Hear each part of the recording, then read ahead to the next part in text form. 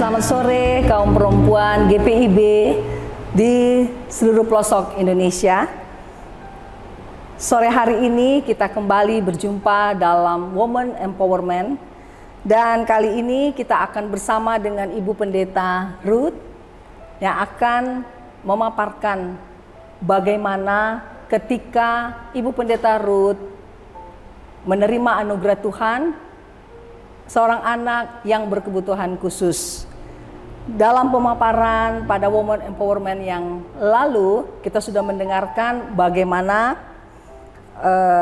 mendampingi anak berkebutuhan khusus sehingga dapat menjadi anak yang mandiri. Dan sore hari ini Ibu Pendeta Ruth akan menyampaikan pengalaman Ibu Pendeta Ruth bagaimana membesarkan, mendampingi anak berkebutuhan khusus dari sisi spiritualnya. Selamat sore Ibu Pendeta. Selamat sore Ibu Rita, selamat sore kaum perempuan GPIB yang tersebar di berbagai pelosok tanah air tercinta.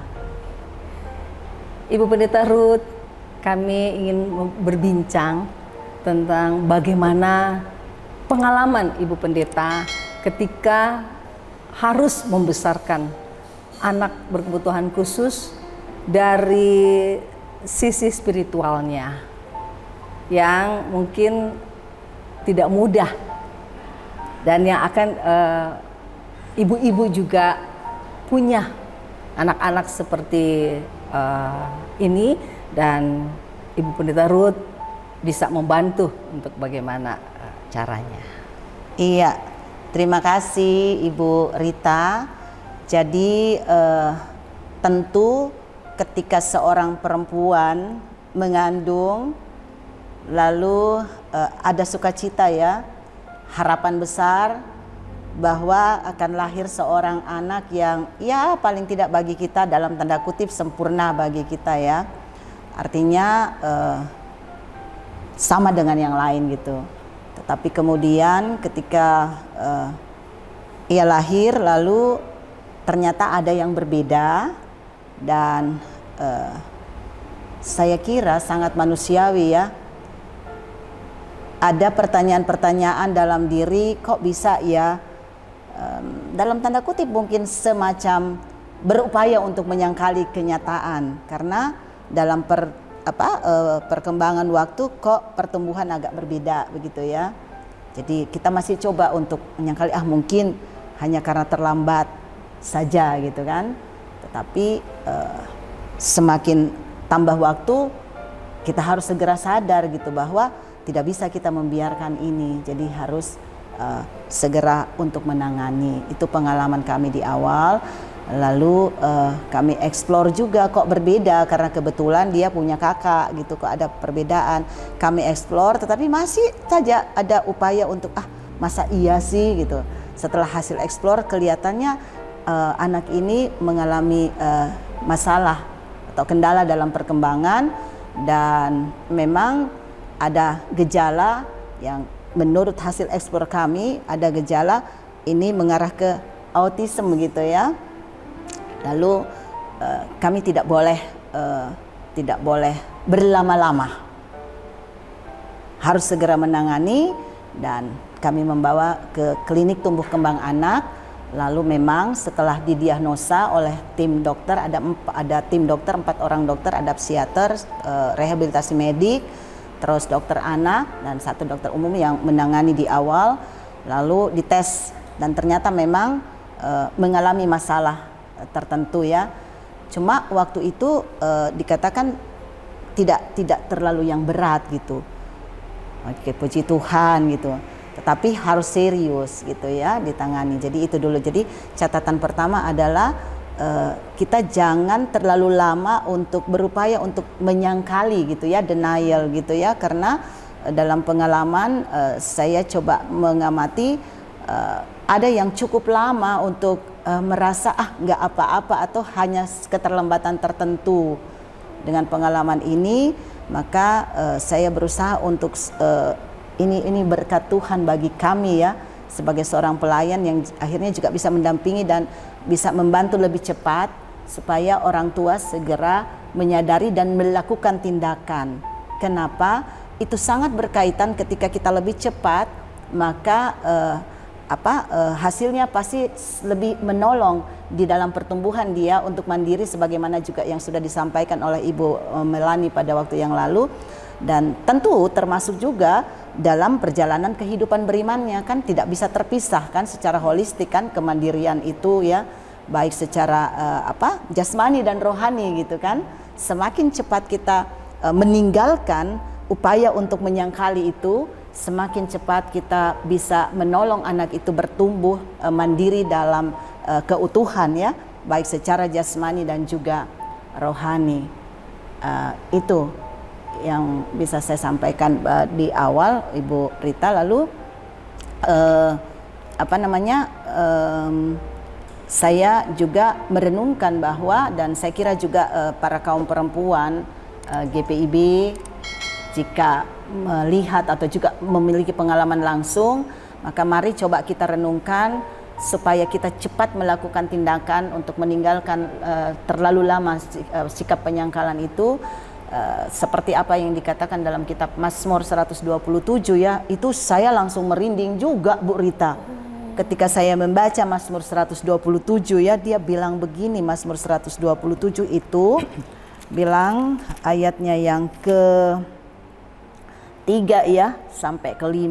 Sesungguhnya anak-anak adalah milik pusaka Tuhan dan buah kandungan adalah upah. Wow. Milik Tuhan. Dan gimana sih kalau milik pusaka ya Bu Rita ya? Luar biasa. Milik pusaka itu kan sesuatu yang sangat berharga, yang harus kita rawat, yang harus kita jaga. Dan Tuhan yang punya milik pusaka itu dipercayakan ya, karena selanjutnya di ayat keempat itu lalu dia umpamakan lagi seperti anak panah di tangan pejuang ya. Demikian anak-anak lelaki masa muda dan seterusnya itu ya. Jadi milik pusaka yang dititipkan untuk kita rawat, untuk kita jaga. Dengan demikian kita juga memahami Tuhan punya maksud besar ketika Ia menghadirkan milik pusaka itu, anak-anak dalam kehidupan kita.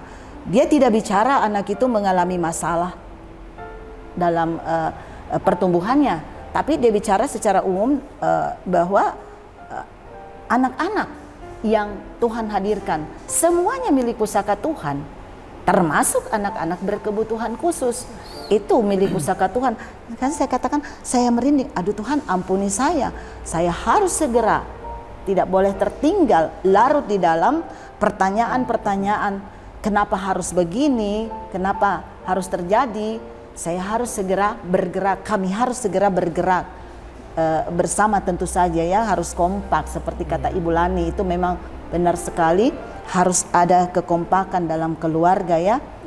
Ketika kami membawa anak di terapi, itu bukan hanya anak itu yang diterapi, tetapi orang tua dan siapapun yang ada bersama dalam keluarga itu kami bawa juga untuk berkonsultasi sehingga kekompakan itu terjadi. Karena anak-anak seperti ini memang demikian ya, apa yang disampaikan Ibu Lani pada waktu yang lalu ya. Jadi memang seperti itu, kadang-kadang kami berpikir memang seperti di program ya mereka ini. Makanya jangan terlalu lama, jangan sampai kehilangan usia golden age itu ya. Semakin cepat, sekali lagi semakin cepat, semakin kita dapat membantu. Dengan demikian semakin kita bertanggung jawab untuk menjaga milik pusaka Tuhan ini. Dan milik pusaka ini Tuhan juga mau pakai dalam kehidupan mereka ke depannya. Gambaran berikutnya di Mazmur 127 seperti anak panah. Jadi Tuhan memang mau melesatkan anak-anak panah ini gitu kan ya. Khalil Gibran, seorang penyair Libanon, mengatakan dalam penafsirannya tentang anak-anak ini. Jadi sang pemanah ini Allah sendiri, dia itu mau melesatkan anak-anak panah ini yang ke depan mencapai sasaran tujuan dia yang sangat tepat, yang sangat baik gitu. Nah, orang tua itu dia gambarkan sebagai busur yang mantap gitu ya, sehingga busur yang mantap ini sang pemanah benar-benar juga mantap dalam melesatkan. Jadi ada tanggung jawab besar seperti busur yang mantap, di mana sang pemanah ini akan memanahkan anak-anak panah ini, itu orang tua. Jadi ya begitu ya. Jadi segera kita sadar bahwa dia juga perlu dibantu, karena siapapun harus dalam hidup ini bertumbuh ya, tidak hanya secara jasmani tetapi secara rohani. Jadi berkat Tuhan untuk orang tua yang memiliki milik pusaka Tuhan yang khusus seperti ini untuk mendampingi mereka bertumbuh di dalam kehidupan berimannya, spiritualnya itu ya, hubungannya dengan Tuhan. Ibu Pendeta Ruth, Ya, satu Bu. pertanyaan kembali, bagaimana sikap dan peran gereja terhadap anak berkebutuhan khusus berkaitan dengan kehidupan spiritualnya? Oke, Ibu Rita, saya ya ini karena berkaitan dengan kehidupan beriman spiritual, tentu saya harus punya dasar yang kuat juga. Tuhan bilang apa melalui firman-Nya, begitu kan? Pertama, kita memahami bahwa gereja adalah wadah anugerah Tuhan yang Tuhan pakai untuk semua yang ada di dalamnya bisa mengalami pertumbuhan kehidupan beriman, semakin mengenal semakin dalam, dan kalau bahasanya Paulus dalam surat Efesus itu semakin, Efesus pasal 4 ya ayat 13, semakin memiliki pengetahuan yang benar tentang anak Allah, kedewasaan penuh dan tingkat pertumbuhan yang sesuai dengan kepenuhan Kristus. Gereja punya peran untuk seluruh warga jemaatnya untuk membawa kehidupan spiritual atau kehidupan beriman seluruh warga jemaatnya, termasuk tentu di dalamnya anak-anak berkebutuhan khusus itu sampai ke tahap ini atau ke tahap tersebut gitu ya. Jadi itu dulu yang paling penting kita pahami, bahwa tujuan gereja wadah anugerah Tuhan itu seperti itu, dan tidak terkecuali semua dibawa sampai ke sana.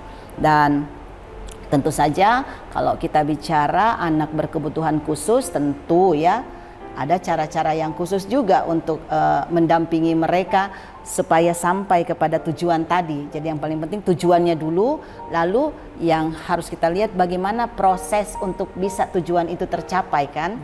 Nah, anak special need ini ya khusus juga, tapi tujuannya harus sama sampai. Nah, bagaimana itu? Situ peran gereja.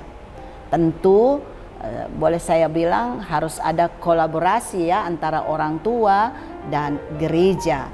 Yang paling pertama dulu adalah bagaimana gereja itu juga mau memberikan perhatian ya, karena dalam pengalaman atau pengamatan ya harus lebih optimal lagi gitu ya, karena beberapa waktu sudah begitu lama kita ini di GPIB, kita bersyukur puji Tuhan bahwa di kurikulum katekisasi yang baru ini itu sudah menyentuh, tetapi di belakang itu memang belum ya tersentuh ya masalah yang berkaitan dengan secara umum disabilitas, termasuk di dalamnya anak berkebutuhan khusus, tapi sekarang sudah masuk, sudah menyentuh, cuma belum optimal ya.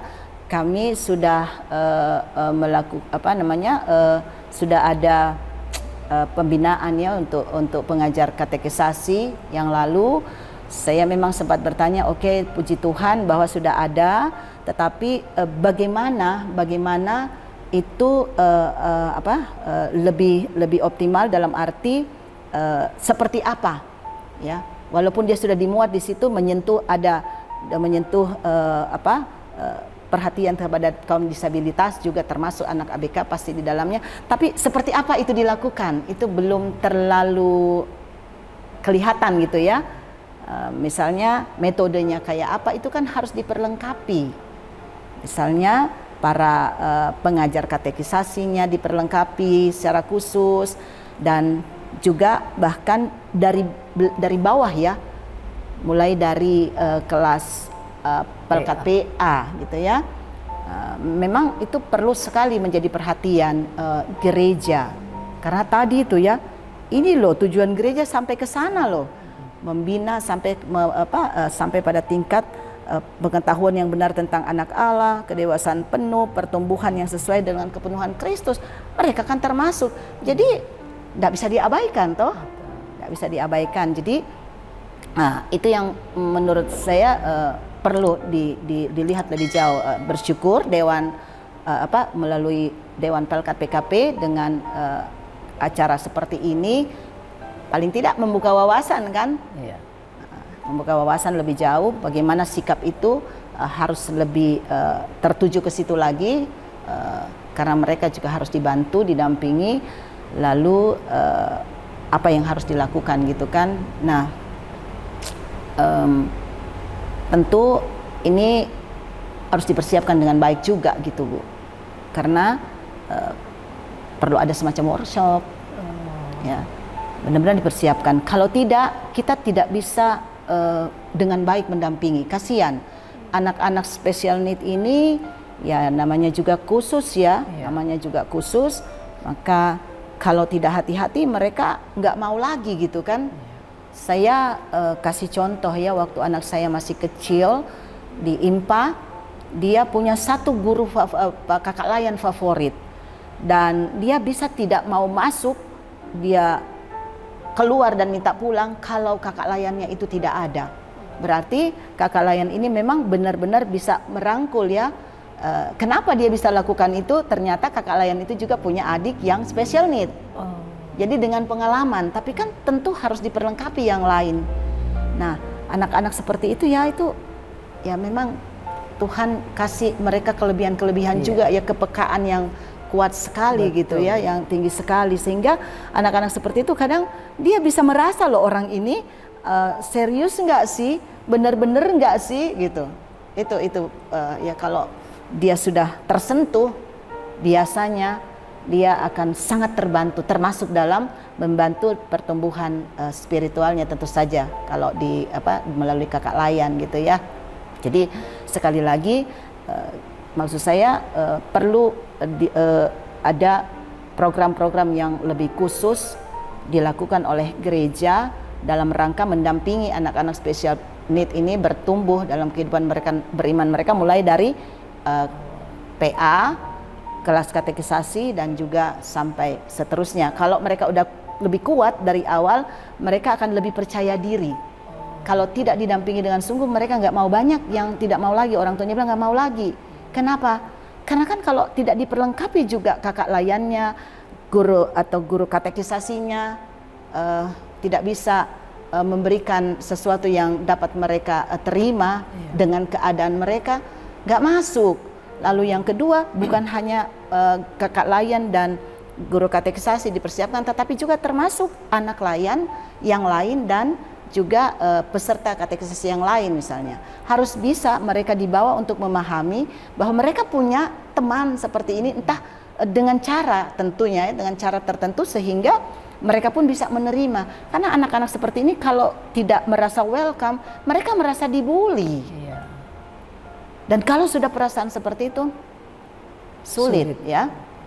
Jadi memang harus diperlengkapi. Nah, itu tugas gereja. Ingat, tanggung jawab gereja ini loh, membawa semua warganya sampai pada tingkat pengenalan, mencapai kesatuan iman dan pengetahuan yang benar tentang anak Allah, kedewasaan penuh dan tingkat pertumbuhan yang sesuai dengan kepenuhan Kristus. Tanggung jawab gereja, bawa warga jemaatnya sampai ke sana, termasuk mereka yang berkebutuhan khusus gitu ya. Berarti termasuk presbiter juga ya Bu Pendeta? Sangat, karena presbiter, diaken penatua dalam sidang majelis jemaat adalah pengambilan keputusan tertinggi untuk penata layanan yang berlangsung di dalam kehidupan berjemaat ya, pelayanan di jemaat, sehingga perlu kepekaan yang tinggi juga untuk itu. Dan satu lagi barangkali yang harus kita ingat, ini mungkin yang terakhir yang harus kita ingat, saya juga merenungkan sungguh-sungguh ya ketika dalam kitab Injil Matius pasal 19 ayat 13 sampai 15 itu Yesus ya yang kemudian merangkul anak-anaknya, murid-murid merasa anak-anak bikin repot kan. Itu ya Matius 19 itu ya, di kitab Injil Markus juga muat itu Ibu Rita. Dalam kitab Injil Matius pasal 19 ayat 13 sampai ayatnya yang ke 15 itu ya. Orang membawa anak-anak kecil supaya meletakkan tangannya di atas mereka dan mendoakan mereka, tapi murid-murid memarahi orang-orang itu. Lalu apa Yesus bilang ya? Ayat 14, Yesus berkata, biarkan anak-anak itu, jangan halang-halangi mereka datang kepadaku, sebab orang yang seperti inilah yang memiliki kerajaan Allah. Lalu apa yang dia lakukan? Ia meletakkan tangannya di atas mereka lalu berangkat dari situ. Siapa anak-anak itu? Kita tidak tahu.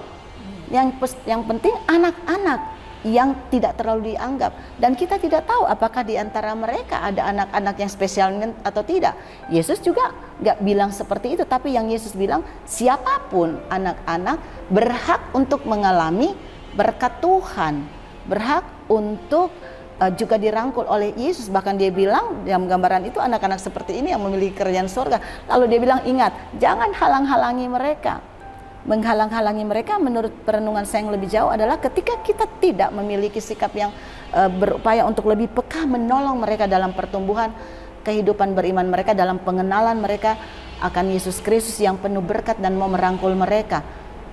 Makanya perhatian itu harus lebih kuat lagi ya oleh gereja. Jangan sampai kita dikategorikan orang yang menghalangi karena kurang peka untuk melihat mereka punya hak yang sama untuk didampingi, dibimbing dalam pengenalan akan Kristus, dan juga boleh mengalami berkat-berkat Tuhan Yesus yang juga mau diberikan kepada mereka. Kira-kira begitu Ibu Rita. Masih banyak hal yang lain, tapi cukup beberapa hal yang bagi saya cukup prinsip ya, untuk memahami bahwa mereka adalah anugerah Tuhan. Tuhan hadirkan melalui sebuah keluarga yang bergumul bersama Tuhan dan menjadi berkat. Gereja sebagai wadah anugerah Tuhan harus berkolaborasi untuk menyaksikan tentang Kristus yang penuh berkat itu, bahwa mereka bertumbuh, dan pada akhirnya di yang pertama ya Mazmur 127, baik keluarga berkolaborasi dengan gereja yang punya perhatian yang semakin besar untuk mereka, maka anak-anak yang percaya kepada Kristus itu siap melalui orang tua, melalui gereja, mereka akan melesat ke depan dan menjadi berkat. Percayalah, mereka juga punya banyak kelebihan. Mereka punya kepekaan yang sangat tinggi. Mereka punya talenta-talenta yang kalau kita benar-benar mendampingi mereka dengan cara yang tepat, itu bisa berkembang luar biasa. Begitu ya. Mungkin beberapa dokumentasi itu walaupun mungkin tidak terlalu hebat, tetapi itu sudah menunjukkan bahwa mereka juga milik pusaka Tuhan yang sangat Tuhan sayangi, dan Tuhan mau kita bawa mereka menemukan semua talenta itu menjadi kemuliaan bagi nama Tuhan. Baik, kasih. Terima kasih Ibu Pendeta Ruth sudah mau berbagi berkat bagaimana membesarkan, mendampingi anak berkebutuhan khusus dari sisi spiritualnya. Dan kaum perempuan GPIB semangat ketika kita diberikan kesempatan untuk membesarkan, mendampingi anak-anak yang berkebutuhan khusus, karena mereka adalah milik pusaka Tuhan. Dan gereja, mari kita bersama mendampingi mereka bertumbuh menjadi anak-anak yang diberkati dan memberkati.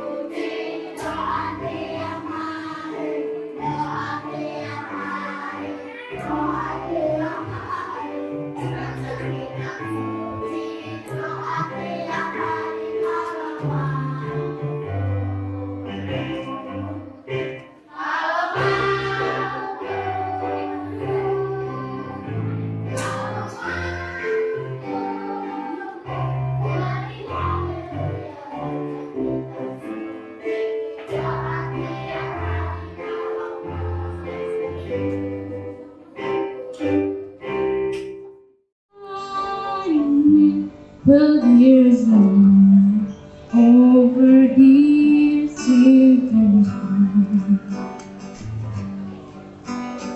away the world in season never pining till he appeared and the soul felt its worth.